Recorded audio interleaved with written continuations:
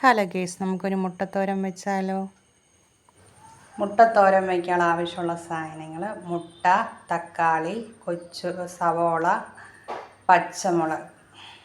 ഇനി അതിൽ അരച്ചെടുക്കാനുള്ള സാധനങ്ങൾ: തോരത്തിന് അരച്ചെടുക്കാനുള്ളത് തേങ്ങ, ജീരകം, വെളുത്തുള്ളി, കുറച്ച് മഞ്ഞൾപ്പൊടി, കുറച്ച് മുളക് പൊടി, കരിവേപ്പില. ഇതിനെ ഒന്ന് ചതച്ചെടുക്കണം. ചതച്ചൊക്കെ വെച്ചിട്ടുണ്ട്. ഒരു ചീനച്ചട്ടി എടുക്കുക, എണ്ണ ഒഴിക്കുക, കടുക് വറുക്കുക, വറ്റൽ മുളക് ഇടുക, ഉള്ളി നമ്മൾ അരിഞ്ഞ് വെച്ചിരിക്കുന്ന സവോള അരിഞ്ഞത് അത് വഴറ്റിയെടുക്കണം.